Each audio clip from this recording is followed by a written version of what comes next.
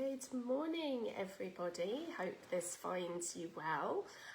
So we are here approaching the end of the school year. So this might be a great time for you, or it might be a time that fills you slightly with dread.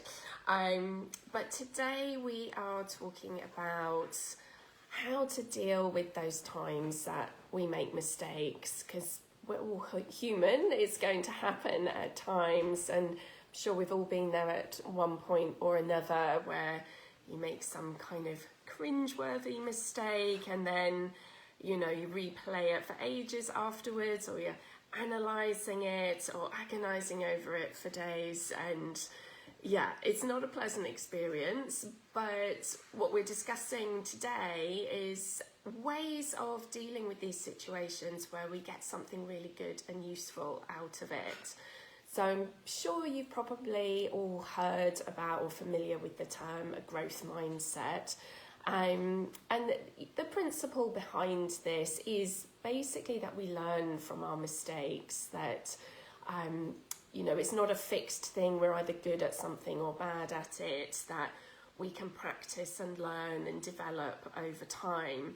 And although we're probably all familiar with it, I think there's different scenarios where that comes more easily than others. And I think it's very dependent on our own personality, our own experience, our trigger points, the things that matter more to us. So there are some situations where it might be quite easy to deal with the fact that, you messed up a little bit, and other times where it feels, really devastating.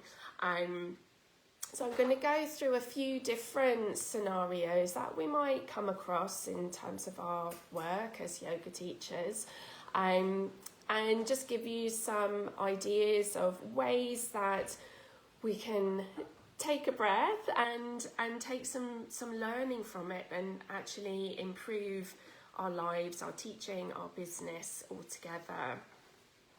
So the first thing that I had in mind was, and maybe some of the easier ones, but maybe I'm saying that because it's easier for me and it might be really awful for you, are things like clerical mistakes.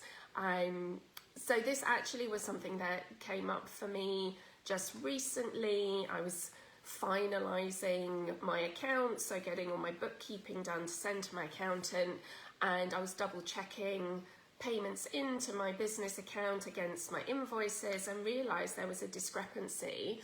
And when I looked into it in more detail, I realised the discrepancy was because I had put the wrong total at the bottom of the invoice. So I had to email the centre and say, look, I'm really sorry, I realised I made a mistake on this invoice. There's actually another £100 due. What shall we do about it? And so, on the one hand, yes, a bit embarrassing that it was my mistake, and you think, God, that's really basic, just to get your totals right. But what I took from it, and the things that we can take from that when we make maybe some of these admin errors, is maybe just to look at your systems and look at, well, how did this arise? And is there something simple you could put in place? Or maybe if you're getting repeat issues that you're needing to fix, maybe it's hard for you to keep track of what block someone is on, if they've bought, like, say, a pack of 10 classes with you. If you're finding it hard to maybe keep track of who's booking on what, or you're accidentally sending people the wrong links, or, if you're getting some things like this more regularly, then you might want to have a look at what's the underlying system there, and can you improve it so it runs more smoothly and you avoid some errors. And so in my case with this one, it came about because I was originally sent a Word document as a template, and they said, can you submit your invoices like this? And it doesn't have an auto sum on the thing. So I put all the classes in correctly, but I hadn't changed the total because it doesn't automatically do that. And so I wrote back to them and said, look, I'm just going to change my invoice to an Excel document where these things will happen automatically, and then we won't have this mistake again. And they were fine with that. So it's a small thing, but I think rather than that self-flagellating, oh my God, how can I have been so stupid, and just dying of embarrassment, is looking at, okay, so how's this come about? What can we put in place that's going to make life easier? Are there checks and balances? So sometimes those things can be really worth looking at your systems, and when they work really well, then you're going to save yourself a lot of time fixing mistakes. And maybe when you have a better system, it will save you time anyway. Maybe there's less manual admin for you to do when things are a little bit more automated. So that's one area that you can look at. I think another area which actually can be quite emotional for a lot of people is around financial errors. And you know, I kind of say that in inverted commas because there are times where we might feel like we've made an error, and maybe that's not necessarily the case. Maybe it's all part of the learning curve. So it could be that maybe we feel like we've bought the wrong product, or we've invested in the wrong thing, and we feel bad, like maybe we've wasted some money, maybe we feel we've overpaid for a service and that was a mistake, you know, or maybe that we just didn't get the best deal. And what I would say around that, and I know this is definitely one of my money blocks, is not ever wanting to waste anything, and I always like hunting for a good deal. But sometimes if we get paralyzed with that fear, then we end up not doing the things that we need to do for our business. So it's really important sometimes to realize that, yeah, we might have, you know, made a small error. We might have maybe bought a bells and whistles service and then realize we don't need quite that much service. But it's not necessarily the end of the world. You know, a lot of times it might be even there's a cooling off period and you can change your mind. If you realise you've made a mistake in something you've bought, particularly if it's something like an insurance policy or some sort of financial thing, there often is a cooling off period with those. So you can get back to them and say, actually, I've changed my mind. Either cancel it or can I do something different? Maybe if you've bought an item and realise, for example, it might be some piece of tech and you realise then it's not compatible with the other tech that you have, you may well, as long as it's in its original box and within a certain time, be able to take it back and get a refund or exchange it for something else. And even if those things are not the case, I think quite often it's part of the learning process of finding out what works for you and what doesn't. And sometimes in the way that we would pay for training, this is the way I like to look at it, is, you know, we would pay for our CPD, our ongoing training, and we learn from that. Sometimes our learning is in paying for other services and finding out how they work and what we want and what we don't want. And so I don't see it as a waste of money. It will have served a purpose at the time. We will have learned something, and then we have more information for the next time that we're in a position of needing to invest in a service. So sometimes we just need to take that step, take action to get to the next stage in our business. And it can be a bit scary if you're worried about investing in the right thing. But I think if you do a reasonable amount of research, have a budget in mind, and then go for it. And I think don't criticize yourself too much if it's not perfect first time. Very few things are. So it's all part of that learning curve. And so you can refine over time and say, well, next time I'll improve this, we'll tweak it, we'll make things better. So just to try and unblock some of that fear around those, financial mistakes, in inverted commas, that we might feel that we make.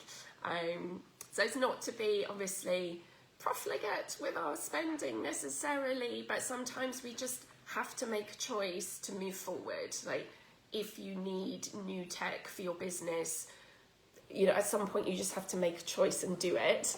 And not making any choice means that you're not going to move forward, and you're not going to have what you need to progress. So that's some things around financial areas that we might feel are mistakes. And I guess from that kind of we could move into sort of broader business as a whole.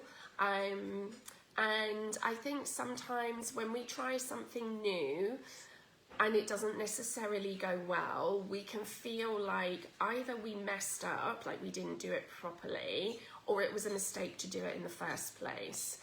And again, I think it's all part of a learning process. And I think particularly if you're trying a new class, a new workshop, you want to run a retreat, very often these things are not going to be massively successful and perfect first time round. There's lots of learning that we need to do on the way. And I think it's really important just to look at the data, get the information, figure out what worked, what didn't, what do you need to do different next time. And again, until you start putting things in practice, until you start taking action, you're not necessarily you're just not going to know everything, particularly if it's got anything to do with the behaviour of other people, their motivations, their desires, and all of those things, or like marketing. Like, some people, you might have tried some paid advertising and it didn't give you the result you wanted, and then you might feel like, oh, I just made a massive mistake doing that. I think you didn't. That might not have worked. So what can you find out? This is why, getting good data about things that we're doing, say particularly with marketing, is get the feedback. What worked, what didn't? Did you get good reach but nobody clicked on it? It's that sort of information, getting those metrics in, and then tweak it and try again and see what happens there. So it's not that you're making mistakes, it's more like, having, like, if you were an inventor and you're trying to create something, you might build a model, test it, and maybe it partly works, and then, it falls apart, and you learn, well, why was it not working? Why did it break? Let's have another go. And we do phase 2 model. And so you just keep tweaking and developing. And I think, when you're trying something new in business, it's not necessarily going to go smoothly. And particularly if you're delivering new stuff, this is why quite often people beta test things, or they might offer special offers for the first time that, say, a retreat or a workshop is run, because they say, look, you can come for a lower price, but I want your feedback. Bear in mind, this is the first time I've done it. It's a work in progress. Please, can we sort of work together to make it really good next time? So there's just this built-in understanding that this is in a trial phase and it's in development. And so you manage people's expectations.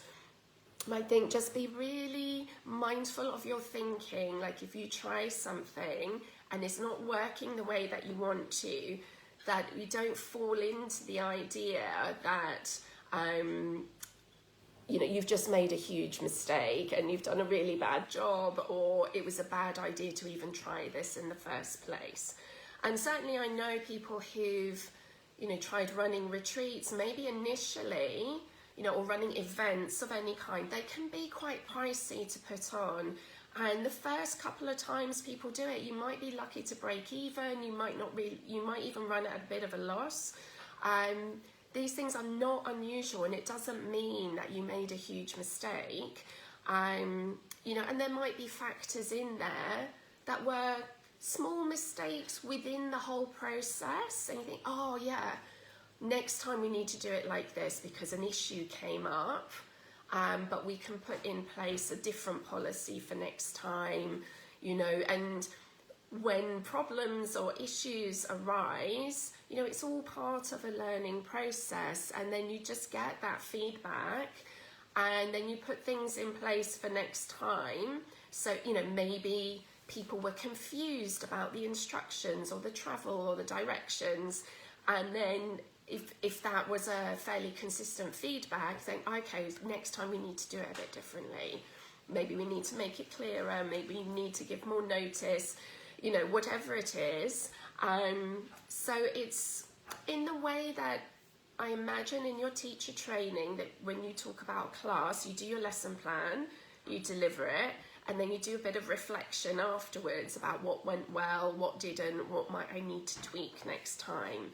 We can take that approach to business as a whole, and have that reflection period. So not throwing the baby out with the bathwater, but if there's something that we really want to do, that there's a genuine passion for, then, it's not necessarily be perfect first time. Know that we're on a learning curve, and just looking at, what refinement needs doing, and just have that built-in expectation with yourself. There's not going to be perfect, amazing, hugely profitable first time. It might be, and that would be wonderful, but if we just know that there is a growth and a learning process, and things will tweak and develop over time, and it makes me think of many years ago, I used to help run the Body and Soul area at the Big Chill Festival, and this was a festival that started off in a very small venue with about 2,000 or 3,000 people, and over about 10 years it grew to a big venue with more like, I think they got up to about 30,000 people. And they couldn't have done that at the beginning. It would have been too big and too unmanageable. But they start small, and some things were great and some things were a bit rudimentary, and they learned year on year and kept tweaking and improving and adding things.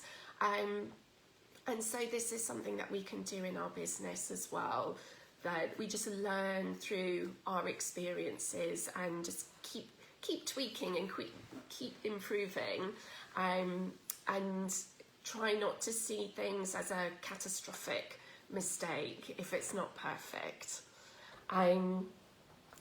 So thinking more about maybe in class, sometimes there might be an issue around, we might feel we've made a mistake, say, in our knowledge.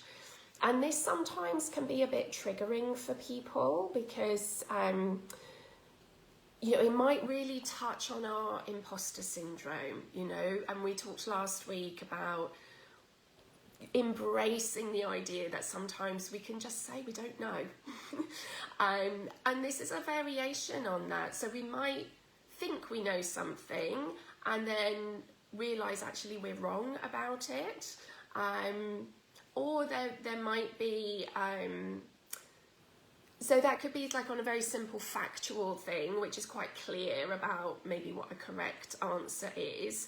And I think in those cases, I think just be really open to someone else's information. I think maybe it can be a good demonstration of humility and integrity, just to admit when you're factually incorrect about something and go, oh, I didn't realise that.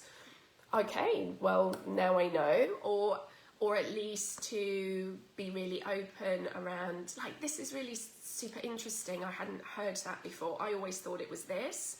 It's really interesting that you say it's that. I'm going to take another look at it. I'm going to find out a bit more. That's really sparked some interest. So you really sort of acknowledge the input that other people have. And so that we're always open to learning. And I think it's really good for our students to see that we're not in this fixed mindset of, well, I was taught this and now it's set in stone and that's the way it is, regardless of any new information. And I think what I see a lot in yoga these days now as well is when we get more biomechanical research going on about how the body responds to certain movement and stretch and resistance and strengthening and all of these things, where we've got a little bit more data, and we've got more ways of finding out biological reactions going on in the body, in the way that back in the day when they were first writing these yoga books around asana practice, they wouldn't have had access to cellular response and being able to have that kind of information. So again, we might have trained in a certain way that has always said, this is the way that you do a posture, and we do it for these reasons because it has these benefits. I think we need to be open to the possibility that new information can come over time, and that maybe we can integrate some of this information, and just to admit that perhaps what was known when we first trained, which may have been 20 years ago, there's some additional information that's come on since then, and it can be really hard at times to look back and think, oh my God, have I been doing it wrong all these years? And I'd say no, we do the best we can with the knowledge that we have. And then when new knowledge comes in, say, well, maybe there's a refinement. It's this tweaking and developing and refining over time that helps us all keep growing and learning. So really just to check in with yourself if it feels a little bit triggering, or it gives you some anxiety to feel like you're wrong as a teacher, because you might feel like you need to have all the answers and be super knowledgeable about everything in yoga. Just to maintain that humility, and maybe just open up a discussion and give your reasons why you take the approach that you do, or what your understanding is, and be open to other interpretations. And then very often it'll be like, well, this is really interesting, I think I'm going to go away and think about that. So it doesn't have to be this crushing, embarrassing, this feeling that you kind of lose your self-esteem because you made a factual mistake, or someone has challenged the way that you teach. And often it's in a very genuinely curious way. I mean, I have people in class who maybe have been to other styles of yoga, and they say, oh, well, I always learnt it with my foot turned that way. Why do you do it this way? And they're not necessarily saying that I'm wrong, although if I was feeling very vulnerable about it, I might interpret it that way. But it's more about, oh, well, maybe there's more than one way of doing it. And, well, I do it for this way for this reason, because this is what I'm focusing on, and these are the benefits that I'm trying to get. But there may be other benefits about doing it the way that you did with your other teacher. So that we're not also trying to call out other teachers as doing it wrong either.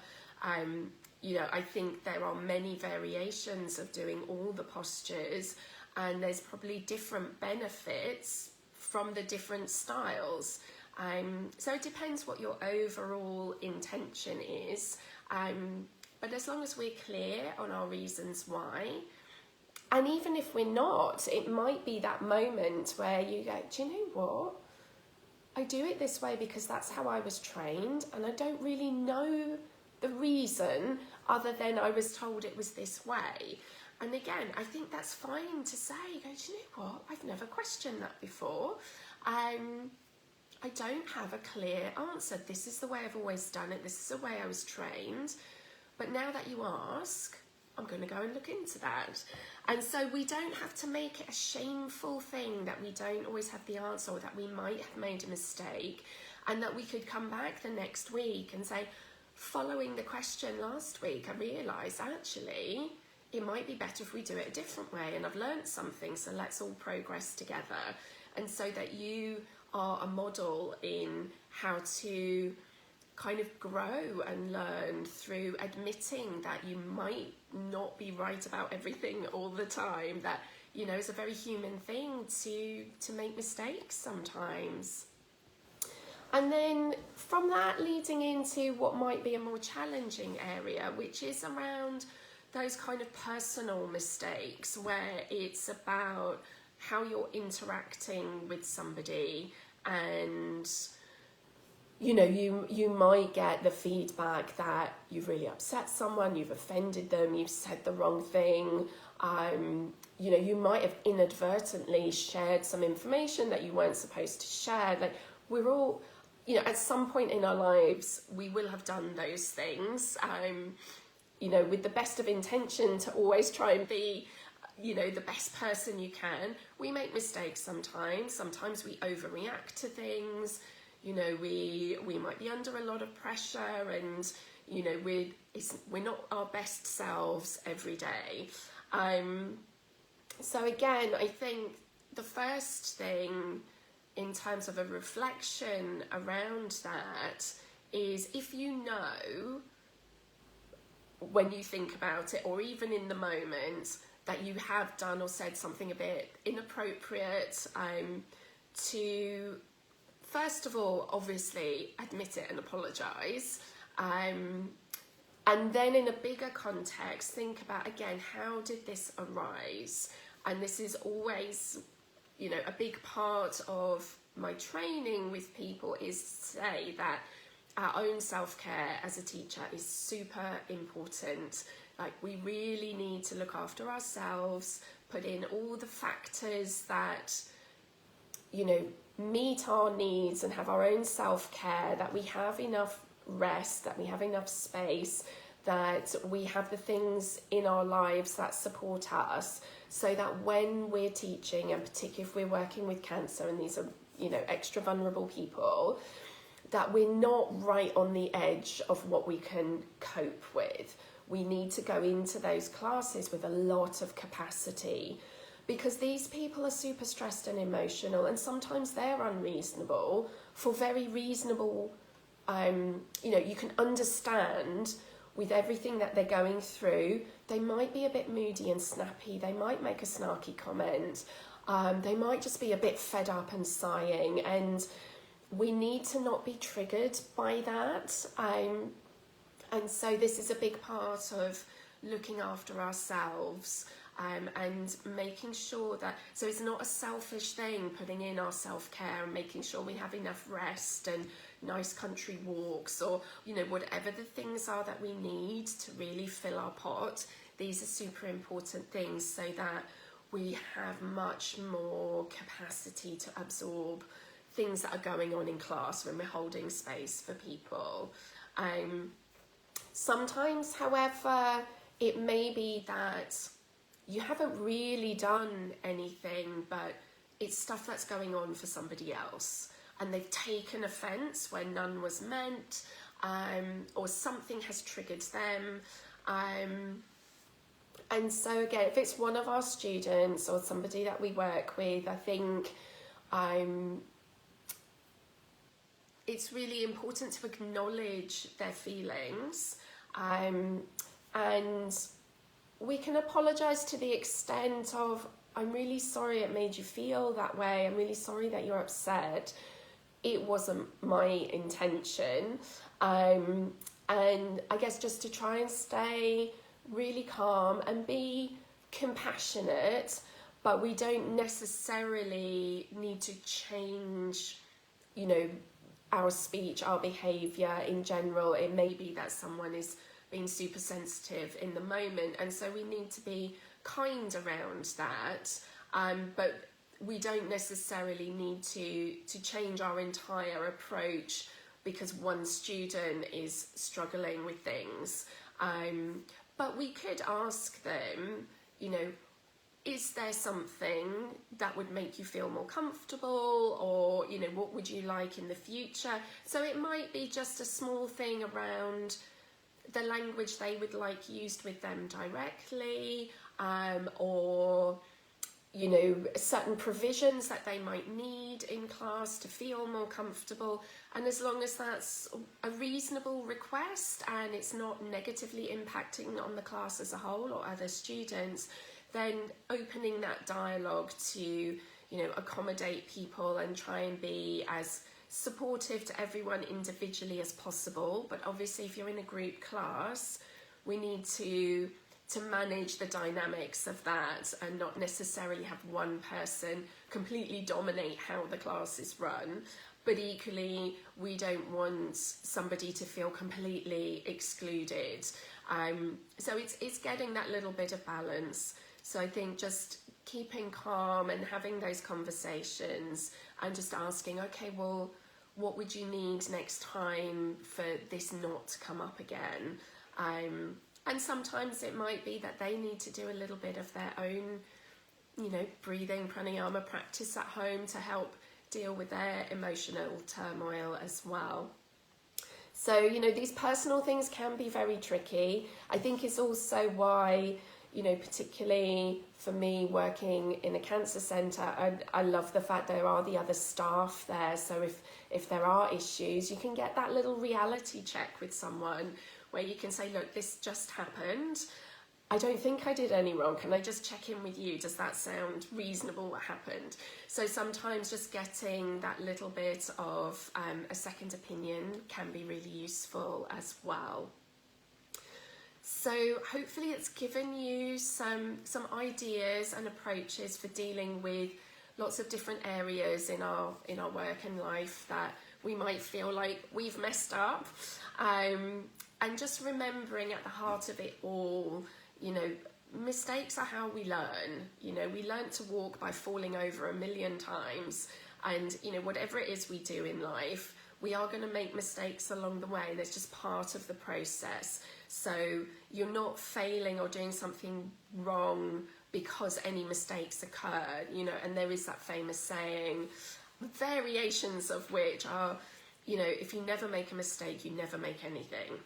You know, it's the only way to never make a mistake is to never actually do or try anything. So, you know, if we're going to want to grow and we want to try new things, you know, we want to learn and develop, then we're going to trip up along the way, and that's just normal. So be kind on yourself, forgive your mistakes, and just try and learn from them and keep growing. So I'm going to leave it there for today, and I look forward to meeting you same time next week. Great. Take care.